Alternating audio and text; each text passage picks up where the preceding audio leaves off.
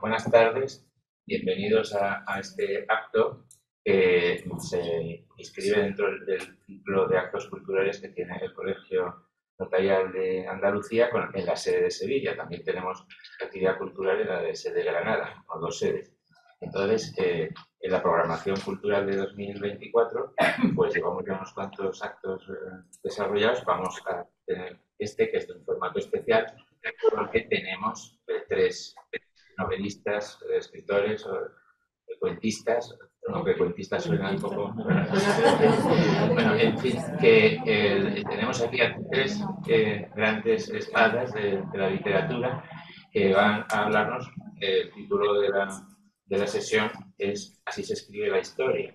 Entonces es significativo porque en realidad se trata un poco de ver cómo trabajan ellos sus relatos y sus narraciones, ¿no? Y un poco pues que nos cuenten cómo es el proceso de creación de una historia.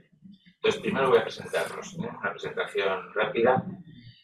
Salvador Compan nació en Úbeda, Jaén, licenciado en Filología Románica por la Universidad de Granada, profesor de Lengua y Literatura, que ha sido, hasta su jubilación, ha obtenido varios premios de narrativa breve. Su novela Cuaderno de viaje fue finalista del Premio Planeta 2000.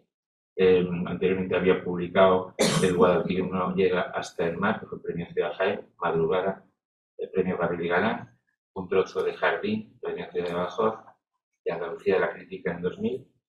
Y luego las últimas novelas son Tras la mirada, el volumen de relatos Cuídate de los poemas de amor y el ensayo Jaén y la frontera insomne.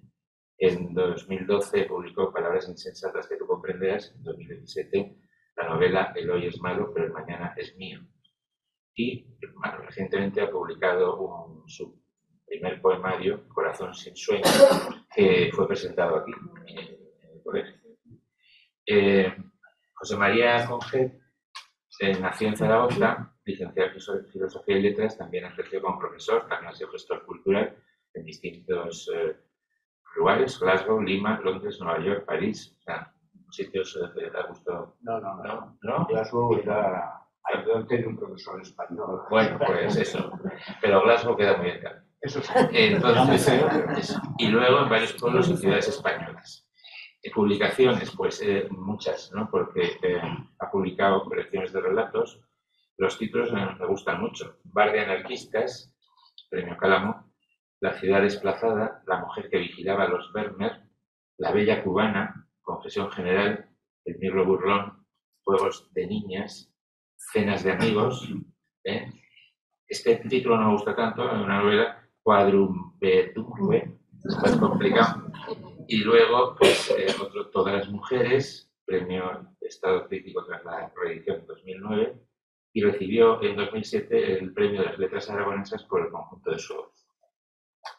Y por orden alfabético, el último es Juan Laúbe, Juan Villa, nació en Almonte, y no solo ha nacido, sino que ha vivido... Sí, exactamente. Eso.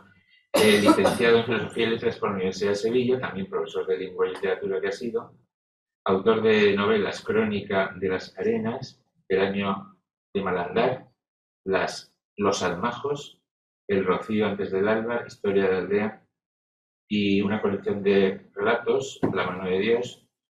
Tengo aquí como última novela Mal tiempo, que tiene la característica de su producción literaria, que es el lugar donde se desarrolla muchas veces es Doñana, ¿no? Doñana y Arocha. Y este libro, pues esta novela, es pues un poco un grupo de personas aisladas por una nevada histórica que hubo en un pueblo. Febrero del 53. 53. Y entonces 54, se quedan aislados ahí y como un poco en el bocacho, ¿no? Pues empieza alguien a contar historias de la guerra civil, ¿no? Eso. Y colabora como columnista en prensa diaria y ha dirigido la colección de narrativa Fantasma de la Glorieta de la Diputación de Huelva. Entonces, hasta aquí la presentación, o sea que buenos currículos los tres. Y pues la primera pregunta previa un poco a entrar en materia sería ¿por qué alguien escribe, ¿no? Porque escribir, me lo imagino yo, una cosa muy dura, muchas horas en una habitación encerrado, sin participar de la vida de los demás, la necesidad de separarse, una actividad solitaria. Y también me imagino a lo mejor que cuando uno empieza a escribir tiene mitos literarios, personajes, escritores, vidas de escritores que le han inspirado. Entonces, ¿por qué se escribe? La primera pregunta. Pues lo que queréis. Tenía un amigo escritor que murió muy joven, se llamaba Raúl Ruiz, y decía que un escritor no debía nunca preguntarse por qué ni para qué, sino cómo. Y yo lo tengo claro, yo escribo a mano. ¿Cómo escribo? A mano. Todos mis libros están escritos a mano.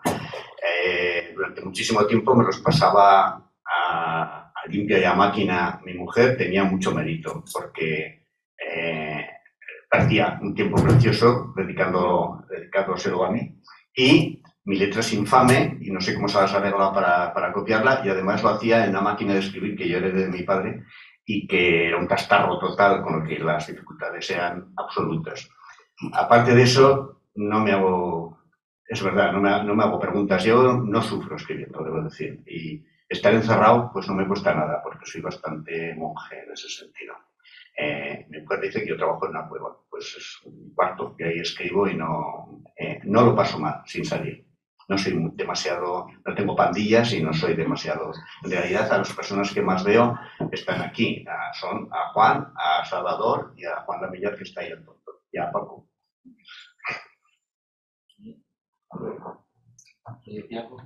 Bueno, decía Pachi hace un momento que por qué se escribe, ¿no? ¿Por qué, sobre todo una novela, por qué se dedica tanto tiempo a escribir algo en principio tan inútil, ¿no? O a veces incluso que no se publica, algo absolutamente anónimo, ¿no? Algo que se tira directamente como una piedra al agua, ¿no? Como me diría Blas de. Entonces, bueno, para mí es un misterio, realmente, a no ser que uno se agarre a la respuesta, ¿no? que está subyaciendo esa respuesta porque tiene una inmensa vanidad que yo no quiero asumir, ¿no? Y no creo tenerla. Pero esa sería la respuesta inmediata, ¿no? Todos los escritores están muy cargados de vanidad, sería la respuesta inmediata. Sin embargo, hay que contenerlo, eso yo realmente no lo creo, en mi caso menos, no lo creo. Entonces me agarra siempre la respuesta que la dio una vez León Felipe y luego se ha repetido muchas veces, Lorca lo repetía, me agarré a la respuesta de escribo para que me quiera, ¿no? Pero resulta bien, ¿no? Presenta a ti como alguien vulnerable, ¿no? Como alguien compañero, ¿no? Como alguien necesitado, y no está mal esa respuesta. Entonces he dado esa respuesta muchas veces. Y tampoco está mal la respuesta de Calvino, que decía que se escribe para corregir los agravios de la vida, ¿no? Las ofensas de la vida. Y sin embargo, lo que últimamente digo, fijaos que es como una especie de aprendizaje de lo que tengo que decir, porque no quiero decir lo que en el fondo creo. Lo que últimamente digo, acudo a un poema de Joan Magritte. Es un poema que me gusta mucho, es como una carta, ¿no? Se llama A los lectores. Y Magritte dice en ese poema que le dice al lector, le dice, un día te escribo para que tú un día ames a las mujeres que yo he amado, para que un día descubra a través de mis poemas la isla, ese misterio de la isla del tesoro. Y a cambio de eso, o para que, te le dice también, que esto es importante que lo diga ahora, escribo para que oigan la lluvia que yo estoy escribiendo, que yo estoy oyendo en estos momentos, para que la oigan, para que la reproduzcan. Y el poema acaba diciendo algo así como, a cambio de eso, te pido que me prestes tus ojos y que me dejes ser tú en otra lluvia del futuro. Yo creo que esa es una razón a la que me agarro y que me parece muy plausible, ¿no? Escribe para reproducirte un poco, para revivir, no la eternidad, pero una mínima eternidad, una eternidad de juguete, ocasionalmente en algunos lectores, ¿no? Bueno, bien. Bueno, yo la verdad es que no tengo la más remota idea de lo que escribo, vamos. Pocas razones puedo dar, y menos novela, que es una cosa tan larga, ¿no? Tan laboriosa, ¿no? En la novela hay mucho de trabajo de muchos días, de muchos meses, de muchos años, muchas veces, ¿no? Entonces, cuando me pregunto yo por qué he escrito novela, por qué he escrito 6 novelas y estoy escribiendo una 7ª, pues francamente no lo sé, ¿eh? Yo soy un escritor más bien de tiradas cortas, casi toda mi vida lo que hacía era columna breve, una de 4 o 5 párrafos, no hacía más, y en un momento dado me vi escribiendo una novela. Francamente no esperaba nunca terminar esa novela, pero el hecho es que la terminé y como empecé otra y otra y otra y otra, y bueno, ya estoy enganchado y me imagino que seguiré escribiendo y seguiré sin saber por qué estoy escribiendo, pero bueno, sigo escribiendo. Yo querría añadir algo a lo que decía Salvador. Creo que no hay escritor que se haya salvado de la nadie se salva. Y todos además tienen el síndrome de la radio comparativo. Porque bueno que soy yo y como prefiero más más, la hacen más inteligente. Esto le pasa a todo el mundo. No tiene que combatir eso porque es infantil. Ahora, es cierto que no se escribe por vanidad. La vanidad viene luego. La vanidad viene cuando ya has publicado y esperas que eso sea acogido como la gran obra maestra. Pero el móvil inicial no es querer ser más, querer tener presencia. No. Y digo que esa vanidad es de todos nosotros. Sí, todos como personas públicas presentamos nuestra mejor cara, queremos que nos quieran, ¿no? Queremos ser más, ¿no? Hacemos un acto de afirmación continua en nuestra vida cotidiana. Entonces, bueno, digamos que esa vanidad es humana, ¿no? Nosotros como quizás ocasionalmente también podemos tener algún escaparate, ¿no? Entonces eso se multiplica, ¿no? Eso se puede, pero hay que contenerlo. Yo creo que eso es una aberración, ¿no? Hay que contenerlo por discreción y buena educación.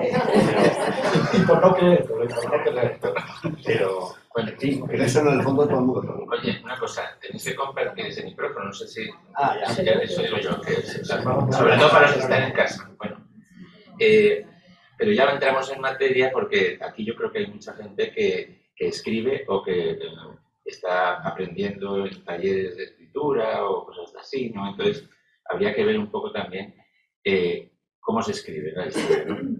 Entonces, ¿cómo es el proceso de la escritura? Entonces, primero, me acuerdo que Borges decía que tenía una especie de revelación del principio y el final de los textos. Había una especie de revelación y lo del medio, pues lo iba trabajando y tal. ¿Cómo surge la idea? ¿No? ¿Cómo surge a vosotros o cómo puede surgir a alguien que quiere escribir de un relato?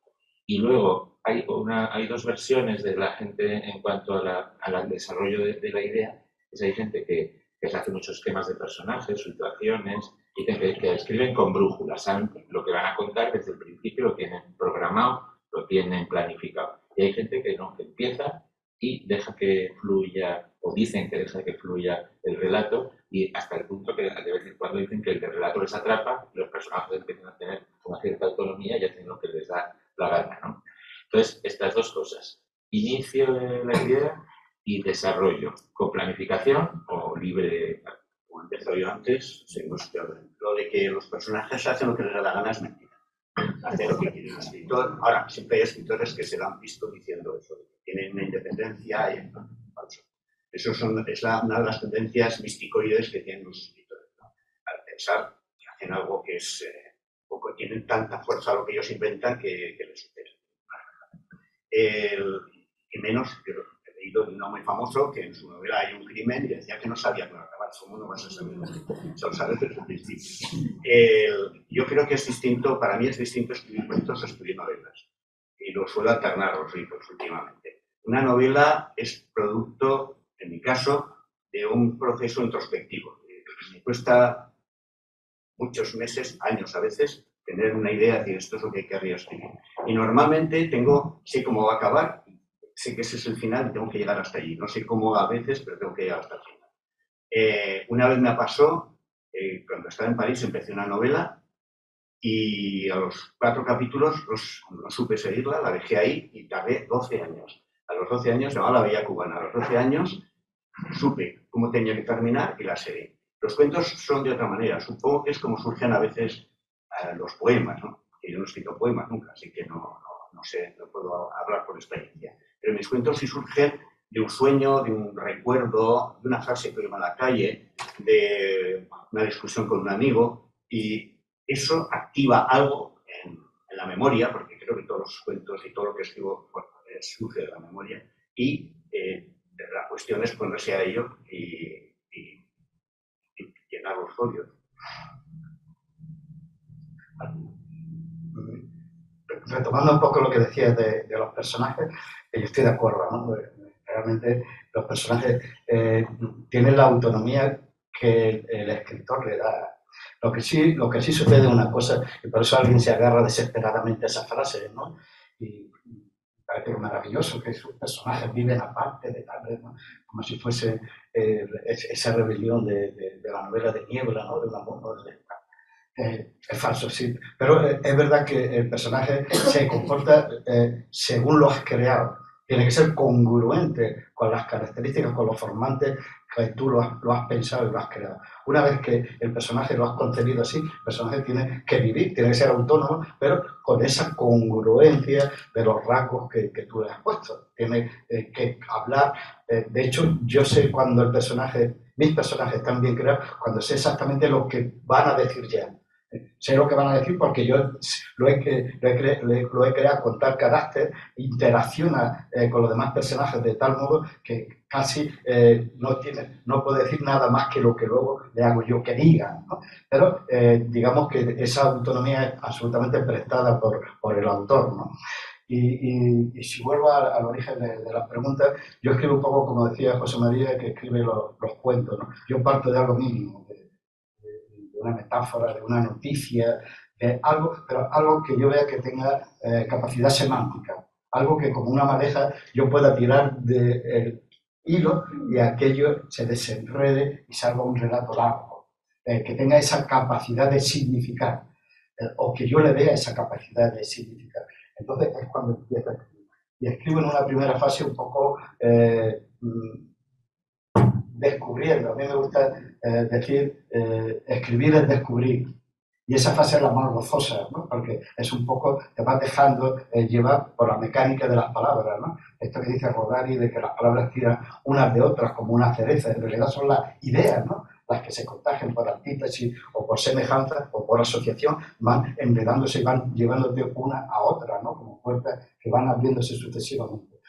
Esa es la fase más gozosa, pero claro, una novela no es algo tan gratuito, no puede ser. Una novela no es un divertimento sin más, una novela para mí son siempre palabras mayores y entonces en el momento que ya sé dónde va la historia, ya sé cómo va a acabar, ya sé lo que voy a contar, entonces me tengo que parar y es como una segunda fase. Ahí tengo que romper muchas páginas que no me sirven y tengo que rearmar todo, tengo que reestructurar la historia y ponerla a funcionar de una manera férrea, porque una novela es una estructura como un sistema planetario. Todo tiene que estar absolutamente en su sitio equidistante y en tensión hacia qué, en tensión hacia un eje central, un río central, que es el río del significado, que es el tema central. Una novela, una metáfora, una larga metáfora. Esencialmente hay una idea que entonces todo tiene que confluir hacia el tema central, los personajes, el tiempo, el espacio,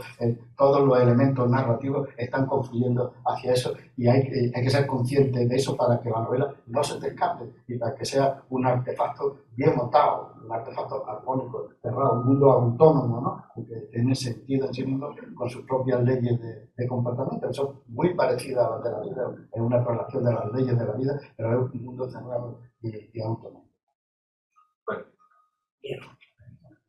Bueno, mis historias, mis novelas, en realidad, yo no me las he inventado, me las han contado. O sea, yo me he pasado toda la vida escuchando a gente, escuchando historias, y me he puesto a escribirlas cuando me han parecido buenas historias. Por lo cual, hombre, no es que escriba exactamente lo que me han contado, pero hay mucho de eso. Todo mi mundo se centra fundamentalmente en Doñana y en el espacio en el que yo vivo.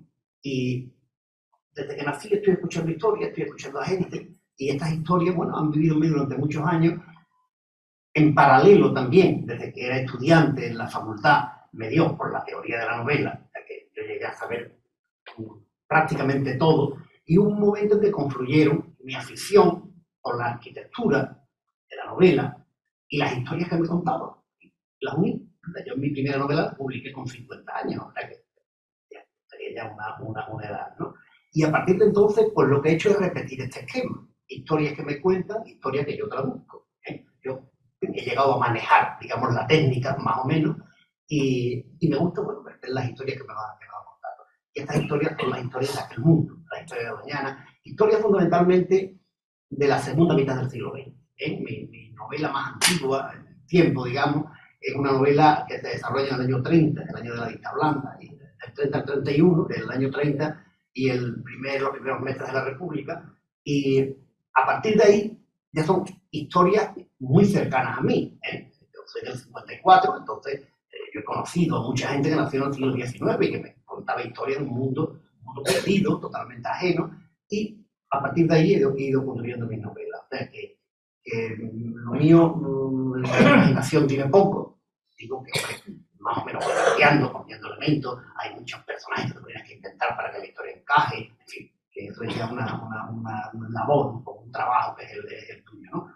Pero que en definitiva las historias que yo cuento, pues, bueno, son historias que me cuentan, ¿no? Y a mí los piropos mayores que me han echado como novelista, cuando he presentado las novelas en mi pueblo, que los viejos que han leído la novela, me han dicho, oye, parece que estabas allí. Entonces, claro, te parece que estabas allí. Y yo, joder, pues mira, parece que yo he cogido estas historias, ¿no? Entonces, esto me lo ha dicho mucha gente cuando ha leído el libro y han visto que, bueno, oye, pues esto era así, la vida era así en aquellos momentos, ¿no? Y tal, y los personajes, ¿no? Personajes que hay muchos personajes que le dejo el nombre y apellido, son perfectamente identificables, otros que me invento, pero en definitiva y en resumen, historias que me van contando, yo me he preocupado de intentar escribirlas bien y hasta ahí. Y esa es mi producción hasta hoy. No sé si haré otra cosa en el futuro, pero por lo pronto. Muy bien. Bueno, pues otro aspecto de la construcción de la novela o del relato es la creación de un personaje, ¿no? Porque Javier Marías, en el discurso de entrada en la academia, decía que todo el mundo es capaz de reconocer, si ve un dibujo o lo que sea, a Don Quijote y a Sherlock Holmes, y que tiene más realidad ese personaje prácticamente que el escritor, porque no, muchas veces de Conan Doyle no se sabe nada, ni siquiera la forma que tenía. Entonces, hay personajes que cobran una entidad propia. ¿Cómo se construye ese personaje? Y una subpregunta que sería, esos personajes que de alguna forma encarnan pues, un momento social o económico o lo que sea del país, porque por ejemplo Marcet, el tipo aparte de Marcet, o el Capitán a la Triste de Reverte, ¿no? En distintos momentos históricos pueden una encarnación de la historia. Eso, digamos, ¿cómo se crea? ¿Cómo surge el personaje, ¿no? Y cómo se le da su vida a ese personaje? No, yo no he tenido la suerte de crear personajes así. Lo de la triste no me parece tan difícil, la verdad. Pero los otros sí. No sé, ojalá yo hubiera sido capaz de crear un personaje como Lisandre de Lampré, de Balzac o no sé. El Espejo aparte te hubiera gustado a ti mucho. El Espejo aparte me habría encantado. Pero no sé hacer eso. Entonces yo no puedo hacerlo. No hago ese tipo de. No creo ese tipo de personajes que son un poco emblemáticos. No lo hago. Le da mucha envidia a los que lo saben hacer. Pero bueno, yo creo que mi mayor influencia literaria es la que recibí yo de niño, las novelas de aventuras y el Capitán Trueno. Entonces, a partir de ahí, yo he querido,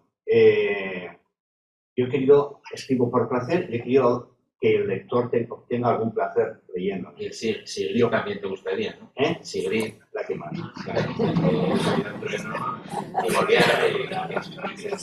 Pero ojalá hubiera podido crear una cosa así. No, reconozco que mi literatura es más de andar por casa. Bueno, seguimos en el mismo orden, ¿no? Bueno, los personajes hablaba antes, ¿no? Hay que aspirar a personajes que son arquetipos y tal, pues yo creo que no hay ni que planteárselo. Hay que crear los personajes que tú necesitas en la historia que quieres contar. Yo creo que eso es lo esencial del personaje. Los personajes se crean en función de el papel narrativo, la rentabilidad narrativa que van a tener, ¿no? Hasta tal punto que si hay un personaje que no está ayudando a la historia, ese personaje sobra, es un estorbo. Todo tiene que estar en función de, antes lo decía, del eje semántico, del tema central. Los personajes también. Por eso se hablaba bueno, que al final de siglos, estructuralistas, y tal, hablaban de agentes, ¿no? Más que de personajes, ¿no? De actantes, más que de personajes. Hacen una función, actúa. Y luego hay que tener en cuenta cosas muy obvias, ¿no? El personaje tiene que parecerse a la persona, ¿no? De hecho, un trasunto de la persona y tiene que ser tan contradictorio como la persona. Tiene que ser dialéctico, tiene que ir sufriendo los palos de la vida o los cambios de la dialéctica, las contradicciones que se va encontrando interactuando con los demás personajes y con la realidad, ¿no? Se va construyendo el personaje y eso es lo que Foster en una definición de cómo eran los personajes hablaba de personajes planos y personajes redondos. El personaje redondo es el que es dialéctico, contradictorio, el personaje que está vivo y va cambiando, ¿no? Y al final es otro de la novela porque la misma acción lo moja, lo penetra y lo cambia, ¿no? Y lo va metamorfoseando. Mientras que el personaje plano, por poner un ejemplo breve y muy conocido, es Jesucristo. Jesucristo es uno de los personajes más planos que pueden existir en una historia, ¿no? Representa una sola idea, y esa idea es que la bondad, ¿no? O la redención, ¿no? Y eso no cambia a lo largo de toda su historia, de toda su trayectoria. Pero va haciéndose un poquito de pasar de los pájaros y de los lirios del campo a azotar a los fariseos. Sí, maldecir a Higuera, que no le daba cambiando, no le da hijos, pero está en función de la misma idea, la función de la redención de la fraternidad. Todo está hecho en función de eso. Se puede indignar más o menos, ¿no? Pero bueno, es un ejemplo más, ¿no? El personaje plano está construido son maniqueos, ¿no? Sobre el personaje redondo viene baraja y dejándose penetrar el por malo ideas, del todo, malo del todo es un mal personaje. No, pero sobre todo en función. Y el bueno del todo. Pues yo no soy cristiano, pero Cristo sí que me parece una personalidad bastante... No es como personalidad. Va cambiando.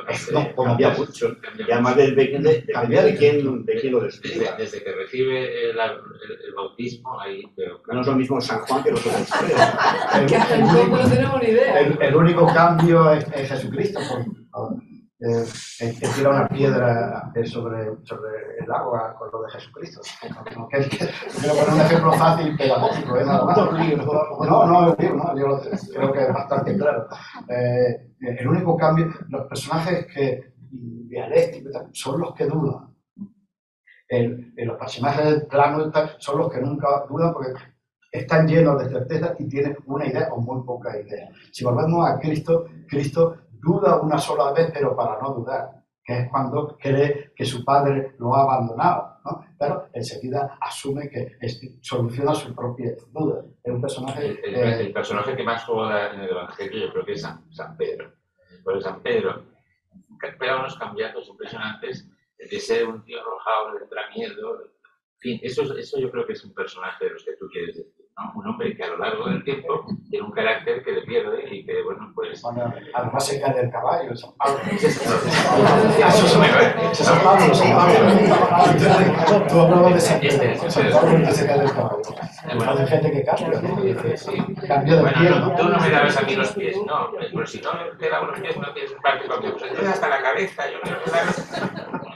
O sea, era esta cosa potente. Bueno, Juan. Bien. Bueno, mis personajes de mi novela son de dos tipos, fundamentalmente, ¿no? Los que saco de la realidad, la gente que conozco, y a partir de ahí pues ya formo un personaje que te puede parecer más o menos real, ¿no? Y luego están otros personajes que son funcionales, personajes que necesito para que la historia se mueva, para que la historia avance, ¿no? Pero curiosamente, la gente que lo lee, la gente de la zona, ¿no? Que conoce, lo mismo me dicen que han conocido al real que al ficticio. Tiene mucha gracia. Hay un personaje concretamente que está en mis 6 novelas. La primera es un joven, y el hombre va envejeciendo. La última es un hombre que está loco, ya, en fin, muy viejo y tal, ¿no? Y uno me dijo que era su abuelo. Y aquel hombre yo me lo había inventado totalmente, ¿no?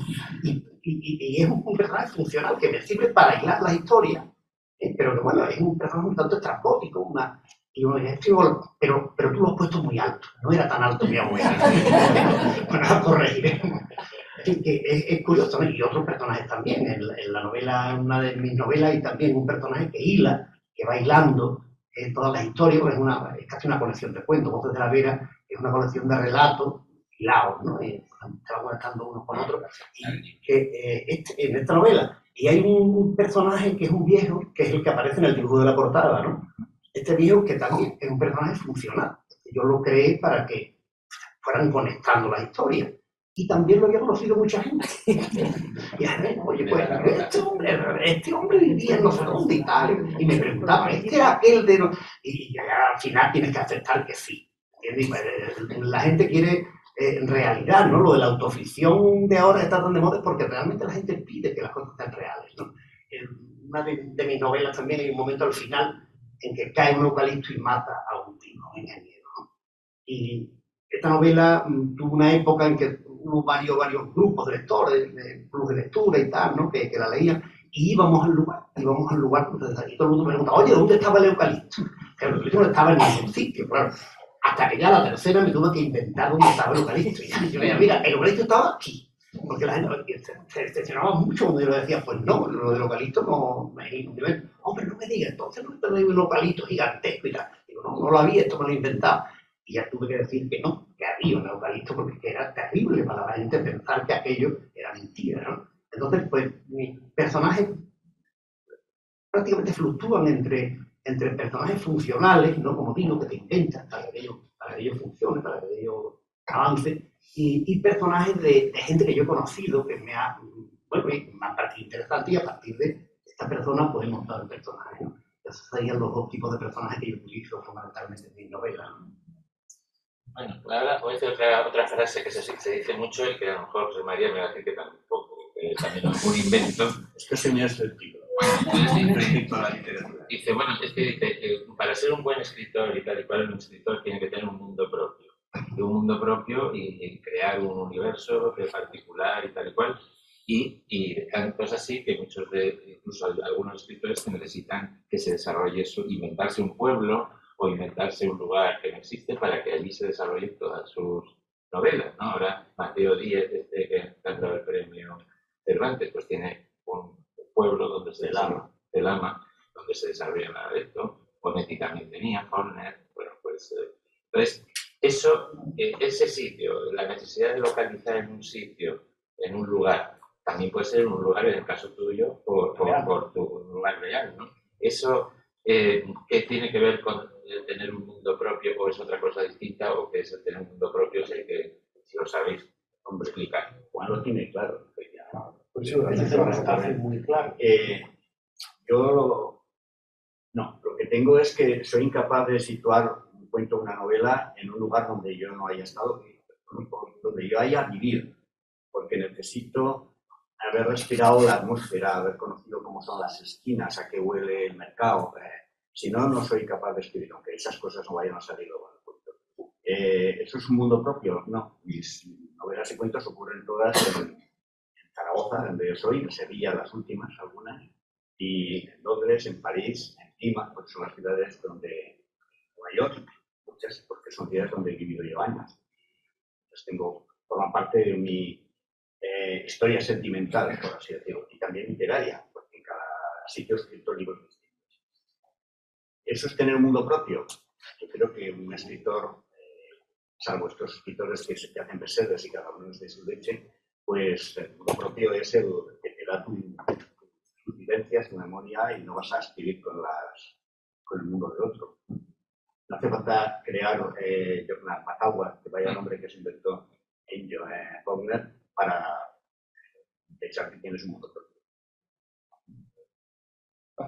Yo creo que no hace falta en absoluto crear un espacio propio sobre el cual vuelve. También puede ser un tiempo, digamos, porque Almudena tenía últimamente el tiempo de la Guerra Civil, pues un espacio. Sí. No, pero bueno, por ejemplo, en el caso de Juan, que tiene un territorio natural vivo, ¿no? con testimonios reales, ¿no? Un hallazgo, ¿no? Pero la novela lo que sí necesita es un espacio creíble. La novela tiene que sostenerse entera como tal mundo autónomo. Entonces, el cimiento del espacio lógico. Y luego, esos espacios, ¿cómo funcionan? Yo creo que son, por ejemplo, Jonathan Taufa de William Faulkner, ¿no? del cual se sentía tan orgulloso. Yo creo que es un alivio, ¿no? Porque si inventa un espacio de sur que puede inventarse al alcalde, al otro, a la familia, tal, tener las manos sueltas sin que haya, digamos, la atadura de la realidad, ¿no? De las biografías reales que pudieran estorbarle, ¿no? Es bueno también, me parece que un hallazgo literario, el caso de Juan Rulfo, el Colama, ¿no? o el Macondo de Gabriel García Márquez, ¿no? Porque son espacios simbólicos y ahí sí son necesarios, ¿no? Esa especie de infierno, ¿no? de Juan Rulfo, eso no existe, crea ese espacio y lo bautiza con su nombre, pero en el caso de Faulkner, el que me parece un poco más banal, ¿no? Más banal, y encima le dice: yo, William Faulkner, propietario de... Además dibujaba el plano de... Claro, 1400 millas con las tumbas, los nombres de los personajes, y yo, lo que pasa es que hay un orgullo de creador, ¿no? Dice: yo, legítimo dueño de espacio, ¿no? de la patalza. Pero eso me parece un poco banal. Lo otro sí le encuentro su razón de ser. Por ejemplo, en el caso, yo inventé el único intento de un espacio más o menos simbólico fue para soltarme las manos también, para no tener que chocar con biografías reales o con situaciones reales. Mi última novela, llama El hoy es malo, pero el mañana es mío, pues inventé un pueblo que es una fusión de dos pueblos, de Úbeda y Baeza. Yo quería yo siempre sitúo la acción como José María en los espacios que conozco. A mí se me ocurre escribir sobre situar una acción en Moscú porque desconozco absolutamente y me siento, lo rechazo, ¿no? Siempre tiene que ser un cimiento que yo conozca y yo pise firme. Y entonces, escribí sobre el posguerra, ¿no? Y en la posguerra, claro, hay muchas biografías reales, ¿no? Que podría ser un impedimento para atarme las manos, ¿no? Y yo quiero contar una historia real, siempre verosímil, ¿no? La literatura tiene que ser por lo menos verosímil, ¿no? Y entonces creo un pueblo que se llama Daza, que son las dos últimas las últimas sílabas de Úbeda y Baeza, y en ese espacio pues ya fui absolutamente libre, ¿no? Hablé de lo que quería sin necesidad de que alguien me pusiera una esposa como escritor o que tuviese que chocar con el que fue el jefe del movimiento, el alcalde o la policía de tal. ¿Pues? Esa es una facilidad o una licencia que me permití, pero conscientemente. Y me ha dado, sí me ha dolido que hayas aplicado el adjetivo banal a Faulkner. No a Faulkner, pero a escritor No, a mí me encanta. No a Faulkner, ¿eh? Yo a la invención de Jonah Pataufa sí me parece banal. Seguramente lo hizo para aliviarse, el mismo caso que yo hice Daza, para aliviarse, pero seguramente. Faulkner tiene una cosa en común con José María, es que no le gustaba hablar de literatura. Cuando le preguntaban por los libros, él decía que era agricultor. No, pero Faulkner hay que quitarse el sombrero, bueno, es un padre, un abuelo, todo junto ahí, claro. Sí, de García Márquez, de todo. Sí, de Vargas Llosa. Sí, un respeto máximo, ¿no? Una genealogía. Bueno, en mi caso es lo contrario. Yo no he creado un espacio, el espacio me ha creado a mí. Ya que el caso totalmente contrario al que estábamos planteando, ¿no? Yo en ningún momento me planteé crear un espacio místico, ni especial, ni nada, sino que simplemente las historias que yo escribía emanaban de un espacio y de un tiempo concreto. Al final me he quedado en él, en este espacio, en este tiempo. Bueno, en octubre va a salir una novela nueva que no tiene absolutamente nada que ver con Doñana, una novela que ya se desarrolla aquí en Sevilla, más o menos. Pero hasta hoy todo lo que he escrito estaba en un espacio concreto, un espacio que yo además en la primera novela le puse un nombre. Él le puso un nombre también un poco en la línea de Faulkner, ¿no? Y le llamé el Mahadán. Mi primera novela es una novela que no habla de Doñana en realidad. Habla, bueno, si conocéis Doñana o conocéis la zona, hay una carretera que une el Rocío con Matalascañas. Hay esta carretera, a la izquierda estaría Doñana y a la derecha hay un espacio que es prácticamente como Doñana, pero que nunca fue Doñana, nunca estuvo dentro de los límites de Doñana, ¿no? Que tampoco tiene un nombre muy concreto. Se le llama últimamente Lavalario, pero Lavalario es nada más una parte, en fin. Y yo escribo mis novelas, mis dos primeras novelas las escribo de la margen derecha de la carretera, ¿no? Y lo que ocurría allí, el mundo que se desarrollaba no tenía nada que ver con el mundo de Doñana. Aquellos eran poblados de colonización del patrimonio forestal del Estado, gente que venía de toda España y que se fueron creando poblados distintos. Pero yo cuando me pongo a escribir, había como 12 o 14 poblados, y aquello era un cirio, tener que barajar tanto nombre, tanto poblado, y entonces digo, oye, mira, me creo uno, y sacaba. Entonces cogí, creé el Majadal, y dije que había nada más que un poblado, cuando había 12 o 14, pero bueno, como tampoco nadie me va a decir lo contrario, coloqué el Majadal, y este Majadal me ha dado para varias novelas. Y el Majadal es una finca, es una zona de la Valario, una zona pequeña, ¿no?, y desconocida. Pero a mí me ha funcionado como a Foller de la Pataufa o a Rulfo. Y allí en esa zona era una zona entonces de gente que había emigrado. Sí. ¿Valencianos? No, valencianos no. Los valencianos llegaron más al norte del Guadalquivir, la zona de la Roca. La zona de la Valario vino gente de lugares más bien cercanos, mucha gente de Extremadura, gente de los pueblos alrededor, gente de Huelva, de Cerilla, gente además muy tirada. Ellos allí llegaban, imaginaos, ¿no? Allí llegaban, estamos hablando del año 40. El año 40 en España sería terrible, la gente andaba por ahí como podía, y ahí se fueron aclimatando y fueron haciendo poblados. Y bueno, y aquello fue una empresa tremenda, te preguntaron millones de palitos, bueno, apartaron. La vida y el mundo que se hizo allí fue un mundo muy peculiar, un mundo de mezcla, un mundo de gente que venía de muchos sitios, un mundo con gente marcada de muchas maneras, unos por uno y otros por otro. Y que bueno, yo tuve la ocasión de conocer desde niño, yo conocía a la gente que vivía allí, a mucha gente que vivía allí la conocí, y estas historias siempre las estuve manteniendo hasta que un día pues decidí escribirlas. Más en principio, en plan, vamos, yo cuando empiezo a escribir esta primera novela, empecé un poco como jugando bien con las técnicas narrativas, en fin, que fue un poco de juego, que yo francamente no tenía idea ni de terminar lo que quiera, ¿no? Pero empecé a hacer experimentos del tipo de... Por ejemplo, la novela está narrada con 3 perspectivas. Cada capítulo te van alternando. El primer capítulo es segunda persona, segundo capítulo es tercera persona y tercer capítulo es primera persona. Y este primera persona además va cambiando a lo largo de la novela. O sea, era como un juego técnico que yo creía que no lo iba a entender nadie. Pero mira, al final era más o menos entendible. Y afortunadamente la mayor parte de la gente que lee la novela no se da cuenta que hay esos cambios y estas historias de la primera persona a la segunda, entonces lo tienes que explicar tú, ¿no? Y bueno, la novela más o menos se entiende. Y bueno, a partir de ahí ya vi que aquello funcionó y tal, y ya técnicamente ya me puse más suave en la novela, en las posteriores, un poquito más llevadero, porque tampoco es cuestión de hacer alardes técnicos. Bueno, entonces, no sé, porque tú has vivido entonces ese ambiente, esos poblados de colonización. Yo he vivido desde fuera. Desde fuera. Yo vivía en Almonte, no vivía en los pueblos de colonización, pero conocía a la gente que vivía allí, ¿no? Bueno, entonces vamos a ver, tomando el libro el tema del compromiso social o político del escritor, ¿no?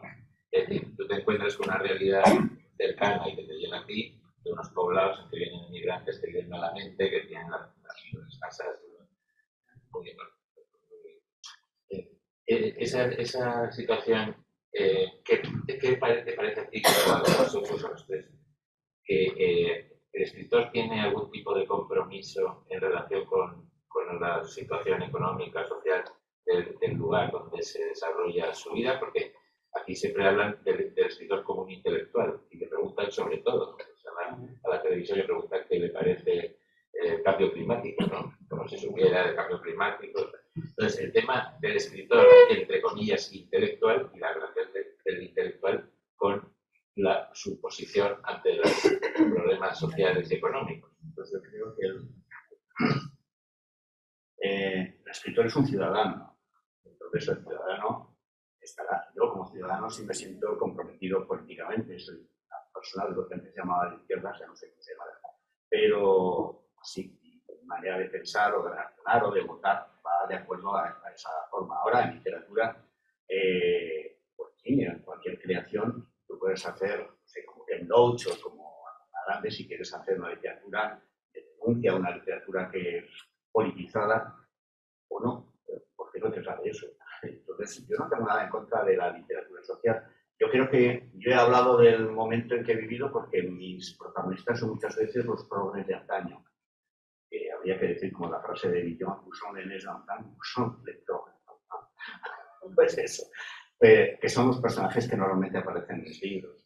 Gente que ha vivido la transición, a lo mejor con fervor, otros con escepticismo, y esos son los personajes. Desde ese punto de vista, es una literatura que habla de la sociedad. intelectual, etc. Pero no es lo que me propongo. Yo lo que me propongo realmente es contar historias. La narración. Sí, sí, a mí me gusta contar historias. Me ha gustado, yo he contado historias toda mi vida. Les contaba cuentos a mis hermanos. Cuando éramos pequeños, por la noche nos íbamos todos a la cama en verano. Yo vivía con ellos durante el curso y antes de dormir yo les contaba un cuento que se continuaba de la noche. Luego les he contado cuentos a mis hijos. Mujer, a mi nieta ya no tanto, ya no se deja. Pero sí, siempre he contado cuentos y me ha gustado que me los cuenten. Y yo creo que la literatura en principio es oral. Y ahora, incluso lo que escribo, me gusta tener una literatura que se acerque al lenguaje coloquial culto, ¿no? Al lenguaje de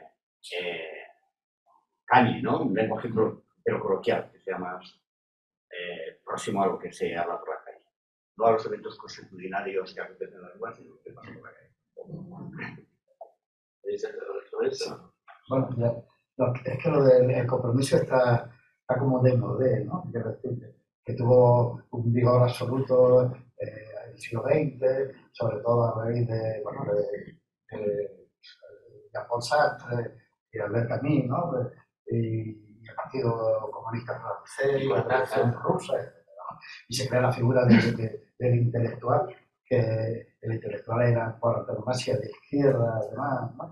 Y era ese intelectual al cual se le pedía que fuese una especie de mesías, que opinase sobre todo, un poco el modelo, que influenciase mucho en la sociedad, un poco el modelo de Solá, de Emile Solá, Jacques, ¿no? Joacus, ese artículo en el caso de Dreyfus, ¿no? ¿Recordáis? Pero eso se ha derrumbado afortunadamente. Por ejemplo, José Luis Anteros, ¿no? Escribía novelas, pero luego le llamaron a la televisión para que hablase de economía, de todo. No digo la anécdota, sino que sí, es que efectivamente opinaba, ¿no? Bueno, pero todo el mundo opina de todo. Y además opina con contundencia, casi todo el mundo. No hace falta más que si no tiene la mala idea de hacer zapping en televisión y ver las tertulias, te quedas pasmado. También hay una cosa, es que muchos escritores, digamos, desde el punto de vista de mantener su economía, escriben en periódicos columnas y son colaboradores, claro, lo que tienen que dar es opinión, porque las columnas cada vez son menos literarias, ¿no? O sea, a lo mejor, pues, Gala podía hacer algo literario, o sea, ahora son políticas. Gala era literario, pues. Pero hay un libro que ahora no me acuerdo, se llama La desfachatez intelectual, que es un intelectual que ahora no me sale el nombre. Y es un libro que el autor recoge montones de artículos publicados en prensa española de intelectuales famosos españoles. Corina, Sabater, Felipe Arroyo, y recoge todas las falsedades que dice. Si no sabe cómo habla, él dice tal cosa sobre el cambio climático, no tiene ni idea. Este otro habla de economía, porque si no es economista y no sabe nada y demuestra que no sabe nada. Eso es que hay que hablar lo que te sabe. Yo solo sé de tebeos. Entonces, eso es lo que hablo un poco, ¿no? No hay que... En España se ha puesto de moda el opinar. Todo el mundo opina con llena de asombro. Y además tienen certezas, cosa que es tremendo. Yo dudo de casi todo. Sí. Perdón, espera, que voy a acabar. No, es que no voy a acabar con lo que quería decir. Y entonces, bueno, hoy, porque es un poco el siglo pasado, ¿no? El compromiso y tal. Y cuando se habla de compromiso, se dice una frase horrible, ¿no? Muchos escritores la habréis oído, que a mí me parece como me subleva un poco, ¿no? Yo solo me comprometo con el lenguaje, yo me comprometo con la literatura. Pero eso que, claro, si no te comprometes con el lenguaje, es que simple y llanamente no eres escritor, nada más, es que no lo eres, ¿no? Para tocar madera, para empezar a ser escritor, tienes que tener una tensión de lenguaje y un lenguaje flexible y poderoso. Si no, entonces, ¿qué es eso de comprometerse con el lenguaje? Yo creo más bien en el escritor ciudadano que decía José María. Tú vives, ¿no? Y ese contacto con la vida te lleva, ¿no? Te lleva en un sentido u otro. Es decir, que no estás por encima de la melee, como decía Machado, ¿no? Hay que estar en medio de la vida, ¿no? Hay que estar en medio de la vida y eso te hace ser y eso te hace opinar. En cuanto a escribir eso, simplemente se dice muchas veces, y creo que es verdad, la realidad es tan injusta que por sí misma es revolucionaria, es decir, tiene tales contradicciones, tiene tales dosis de injusticia, que simplemente con mostrar la realidad, no pronunciarse, no hacer moral sobre la realidad, simplemente mostrar. Con eso sería suficiente, Sí. y eso es lo que procuro. Una fotografía de Gaza ahora mismo, ¿no? La fotografía y la fotografía que dice, exactamente, una fotografía de Gaza ahora mismo sería absolutamente, ese sería el compromiso, simplemente han mostrado, ¿no? Quita un velo. Bueno, pues eso es lo que creo que debe hacer el escritor ciudadano, ¿no? Un poco lo que tú haces también, ¿no? Mostrar personajes como son y nada más, ¿no? No hay que hacer moral, ¿no? Desde luego que no, y no hace falta para el compromiso tal como yo lo entiendo hoy, ¿no? Desde luego no me gusta la literatura de evasión y creo que todo tenga que ser literatura de evasión. Para mí ese viaje no hace falta alforjas para ese viaje de la evasión. Para eso está lo cómico, está no sé cuánto, hay muchas vías de evasión, ¿no? La literatura puede ser otra cosa y simplemente, bueno, insisto, mostrar la realidad que es. Tú has cruzado la cosa por ahí. Descritos por la recolonización en la historia. Sí, pero yo creo que lo que yo hago, lo que yo pretendo hacer es mostrar. Nunca interpretar, nunca dirigir la lectura. Yo creo que eso es una gran opción. Intentar tú como escritor marcar las pautas al lector es una barbaridad. Entonces, tú muestras una historia como tú me estabas antes de la foto de Gaza. ¿Qué vas a añadir? Entonces, yo me he preocupado de contar una historia. Historias que a veces eran terribles, pero intentaba que la lectura política la hiciera el lector, no que la haga yo. Me resulta muy chocante leer a alguien que me esté llevando de la mano a creer que esto es blanco, negro o gris. Entonces yo he huido siempre de cualquier tipo de pronunciamiento manifiesto en mis novelas.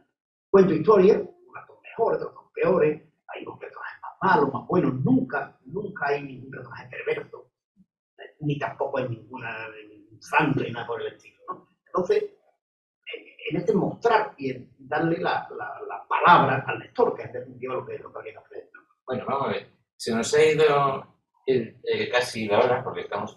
Pero yo tengo alguna pregunta más, pero creo que a lo mejor sería bueno si alguien del público tiene alguna pregunta que quiera hacer, porque ya que tenemos a los tres aquí, y si no, pues sigo yo. ¿Alguien quiere...? Allí, Charles. Y no, yo quería que Salva nos contara, porque no me voy a ir de aquí sin saberlo, esas razones, la verdadera razón por la que escribe, que ella nos ha dicho que no quería confesar. Antes nos ha dado otras razones, pero no la verdadera razón por la que escribe. Ha recurrido a terceros. No, que diga la razón. La verdadera razón que has dicho tú, que no la voy a decir porque pero ya lo había dicho. Quiero decir que lucho contra esa razón. Esa razón es la vanidad, ya lo había dicho. No me puedo consentir a mí mismo escribir, y ahí sí que soy moral, ¿no? O sea, creo que la vanidad, si realmente, y no sé, no lo digo en plan religioso, ni mucho menos, ¿no? Sino en plan ciudadano también, ¿no? Creo que realmente es perjudicial en todos los sentidos. Sí, me surge esta pregunta al hilo de lo que habéis contado de los personajes emblemáticos, ¿no? La pregunta es sobre el papel del lector, porque yo estaba pensando que el lector tiene mucho que decir en la construcción de personajes emblemáticos. No creo que Cervantes concibiera a Alonso Quijano como nosotros vemos hoy al Quijote. Entonces, cuando vosotros escribís, ¿qué tipo de lector os planteáis? ¿Qué pensáis que el lector va a sentir, va a pensar? ¿Tenéis un lector prototipo o de alguna forma el lector está presente cuando escribís? Como no tengo muchos lectores, pienso precisamente. Yo nunca he pensado en el lector, vamos, ¿no? Ni para bien ni para mal, como que no, cuando escribo. Luego me encantaría que me leyera todo el mundo, obviamente, ¿no? Pero que cuando estoy escribiendo a mí no me pasa por la cabeza quién me va a leer. Creo que a casi nadie, ¿no? Bueno, a mí no un lector, ¿no? A mí sí me pasa con un interlocutor. Yo sé que es un mensaje lo que hay ahí, lo que estoy escribiendo. Tiene un destinatario, eso no, inevitablemente es así. Y lo que sí quiero es que sea comprensible. En ese sentido, no imagino ni siquiera un lector concreto, sino que el propio mensaje sea claro, sea eficaz y claro. Eso sí me preocupa mucho. Y para mí es claro y eficaz desde el momento que lo escribo, pero vuelvo a releerlo para ver la inteligibilidad que pueda tener el mensaje, la capacidad de comunicación, a revisarlo, ¿no? Que pueda tener el mensaje. Ni siquiera pensáis en el lector crítico, es decir, en la crítica, cuando termináis una novela, ni siquiera pensáis cómo lo va a recibir la crítica, qué va a decir un posible crítico. Igual que con el lector, ¿No? Yo no me lo creo. Que van a hablar muy bien de mi novela, pero bueno, mientras las escribo, ¿no? Porque no siempre van muy bien. Siempre halaga que te diga, hombre, me halaga que me diga un amigo, pues me ha gustado, pero no pienso. Era posterior. La verdad es que sí, bastante autocensura tiene uno, no solo a la hora de escribir, sino en la vida en general, ¿no? Como para que encima piense en la crítica, ¿no? No, en la crítica literaria, ¿eh? Sí, sí, no, yo te he entendido, la crítica literaria. No, en absoluto, ¿no? Lo que sí se piensa es en la claridad del mensaje, por lo que yo decía, yo por lo menos, ¿no? También, yo no sé, a veces pienso en algunos casos, como por ejemplo el de un escritor que a mí me parece muy interesante, que es Hidalbert. Hidalbert era republicano y homosexual. Se fue al exilio en México y volvió relativamente pronto a España, y como él sabía que el franquismo no le iba a dejar porque era republicano y era maricón, como decían ellos, pues no publicó nada y se quedó años y años escribiendo sin pensar que nunca iban a publicar. Eso es porque al final, eso que he dicho antes, yo creo que al final uno escribe porque te gusta escribir. Yo siento placer escribiendo y si me sale bien, me alegro mucho. Y si no me sale bien, por culo que me salga bien. Y yo me imagino a Hidalbert, que escribió tantísimo durante ese tiempo. Bueno, al final se lo publicaron, ¿no? Fue reivindicado por Gedma y por mucha gente. Pero, ¿y si se hubiera muerto antes? No pensaría que eso lo iban a publicar, aunque sea por muerte. Bueno, pero por muerte uno tiene que creer en la vida póstuma. Es verdad que hasta el ateo más radical se imagina lo que pasa después de que está muerto, pero lo que muere se acaba el mundo. Y entonces yo sí que no creo en la vida póstuma. No, pero no acaba el nombre, es verdad. No, ya acaba el libro. Pero ni siquiera la vanidad se alimenta en la tumba. No, claro. Afortunadamente. Pero bueno, la sublevación de los cadáveres, no, pero es que yo pienso muchas veces, no, es que yo escribo para mí, yo no quiero publicar. La gente que escribe diarios, ¿no? Y sobre todo los diarios que luego se publican, digo, ¿no? Esos diarios que luego se publican, yo casi pondré la mano en el fuego que el autor lo escribe para que sean publicados. Estoy pensando en Gilbert, yo también creo... Chilves, que ha publicado 3 partes. Chilves, él decía que no, sus diarios, que son maravillosos, por cierto, los diarios de Chilves, ¿no? Él no pensaba que eso podía ser publicado. Yo creo que sí. Creo que sí, si no, no tiene esa capacidad de estilo que tiene cada entrada de los diarios, ¿no? Ese cuidado en los datos, ese rigor en todo, y esa potencia literaria que tienen los diarios de Chilves. Y a un momento dice que ha corregido páginas. Claro, para que si solamente te lees tú. A la hora de escribir el libro, planteáis lo del conflicto, nudo y desenlace en cada uno de los capítulos. No sé si ese es el orden. O lo hacéis de forma natural. Porque yo en algún taller de escritura lo primero que te ponía es que eso era necesario y además en cada uno de los capítulos tenía que ser prácticamente obligatorio. No plantearas las cosas así. Parece ser que el lector perdía todo el interés. Entonces quería saber si a la hora de vuestro... Ese es el origen de los bestsellers. Soy de las películas de Hollywood más convencionales. Pero que no os lo planteáis en No, la forma de escribir. Yo clarísimamente sí. Yo sé que tengo que escribir una historia y es lo que decía de un tema. Yo quiero escribir un tema, hacerlo lo más profundo, ¿vale?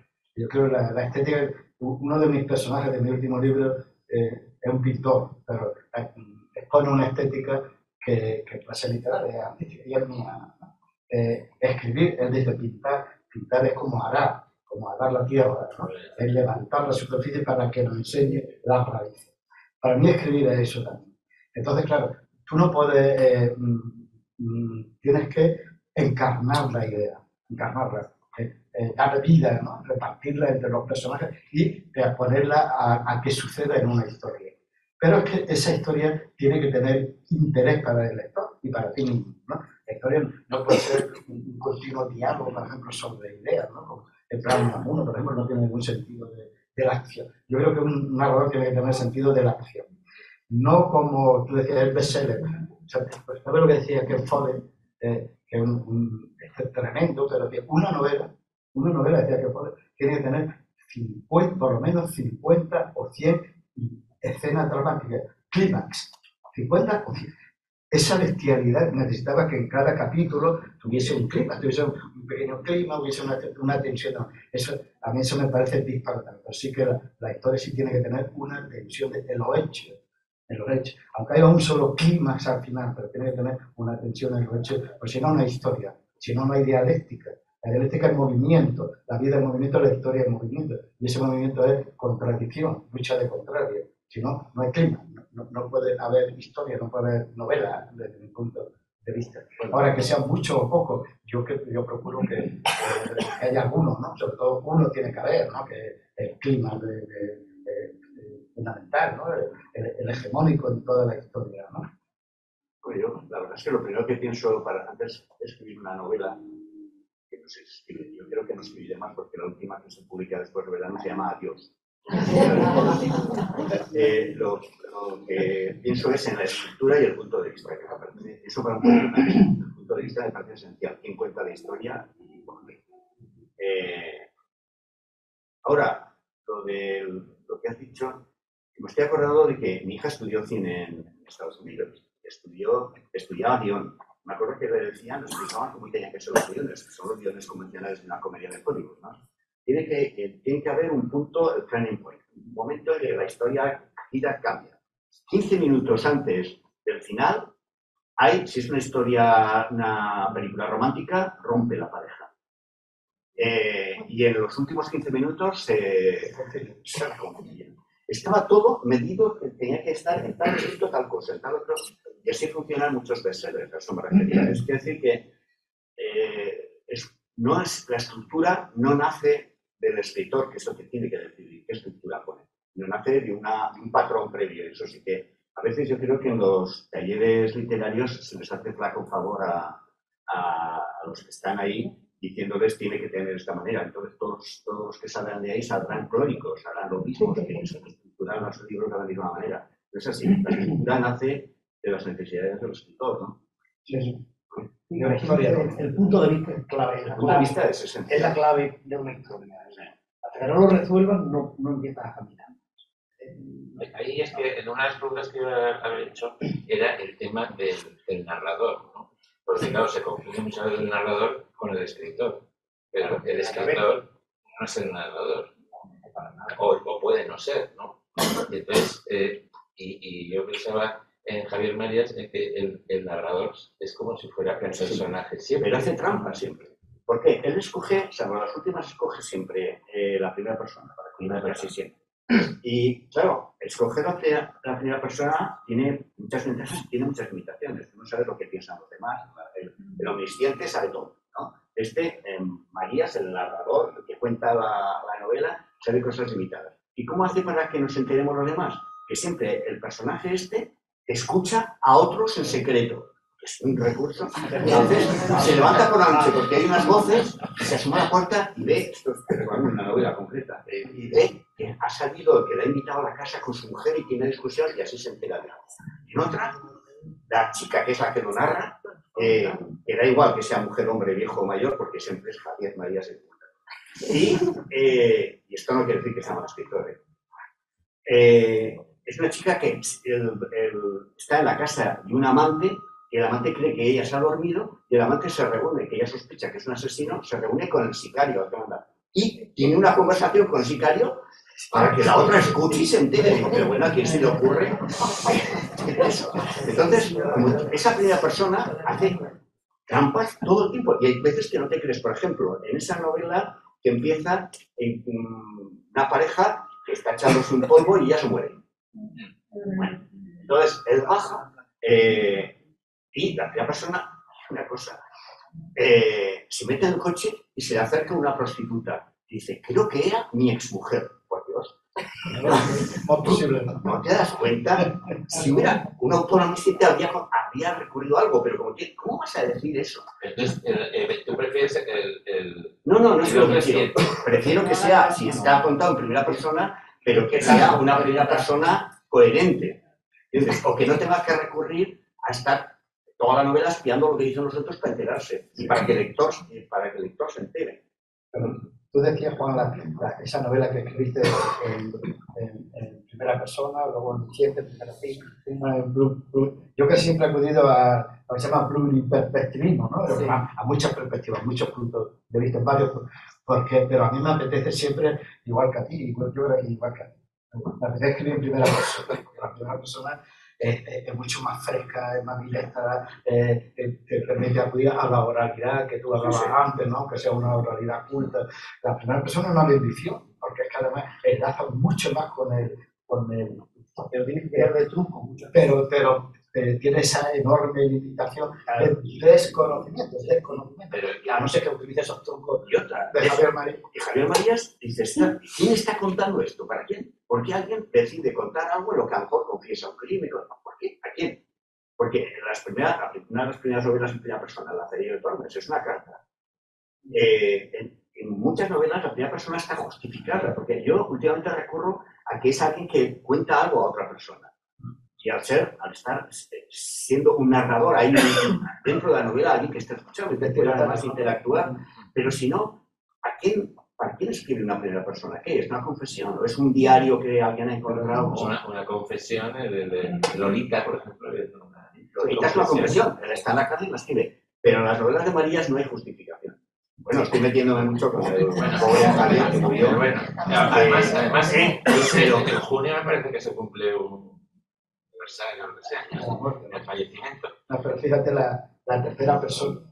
Qué cosa tan extraña, decía Martina y qué cosa tan extraña la tercera persona.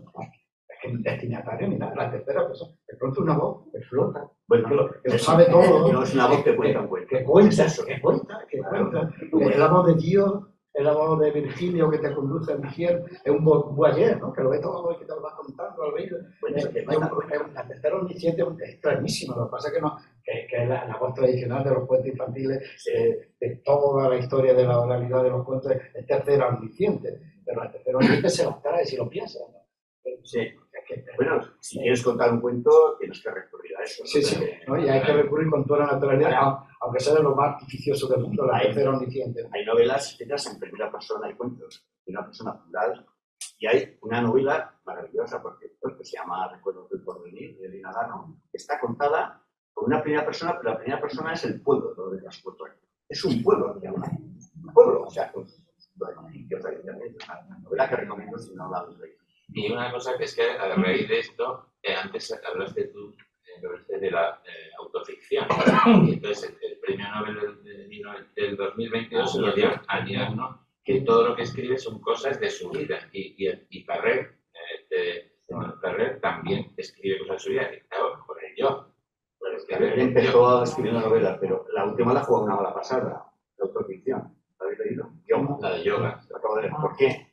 Porque él decidió contar su experiencia con la meditación y el yoga, que no le sirvió para evitar una depresión terrible y un ingreso en un hospital psiquiátrico.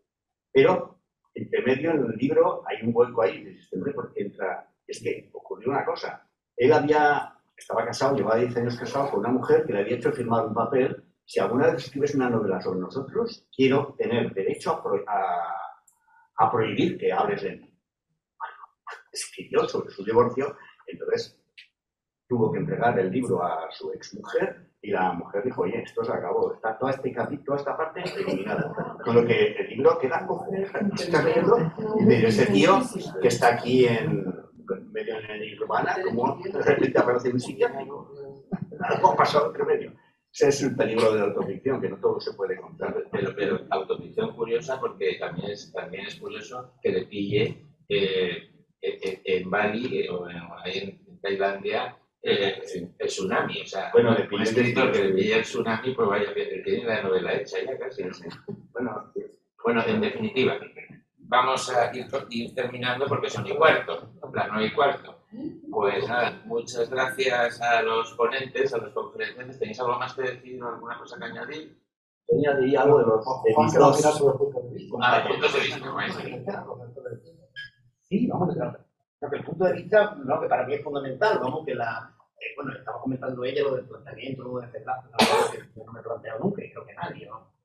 Pero el punto de vista está, saber quién habla o quién cuenta la historia, eso implica desde dónde estás hablando y quién está hablando. Entonces, cuando no tienes resuelto tú este punto de vista, no puedes escribir, o por lo menos yo no puedo escribir, no puedo escribir porque me confundo. ¿Y resolverlo cómo lo resuelves? Todo te viene de arriba en un momento dado, vas en la clave, ¿no? Escribes algo y dices, pues este es el camino, das con el tono, ¿no? Pero tienes que dar con el tono de la historia, el tono de voz, ¿no? Y cuando das con el tono de voz, pues ya arrancas y cuentas, ¿no? Pero hasta que no des con este tono, lo puedes ver primera persona, segunda persona, mezcla de las tres, dos, lo que quieras, y ya, hasta que ya, bueno, primera persona, de alguien que le estás contando tú dentro de la ficción un cuento, en fin, que hay 20.000 fórmulas, pero tienes que dar con la fórmula justa, ¿no? Yo quiero añadir algo sobre mis dos compañeros de ambos, que se ha hablado de que tiene un mundo además, pero creo que los dos tienen otro mundo propio, que es su estilo, su prosa, que son prosas excelentes, son prosas giradas y prosas que hacen disfrutar con el lenguaje. Es un base. Es que bueno, que digas tú esto, es para llorar de agradecimiento porque es de los prosistas mejores que podéis leer, ¿no?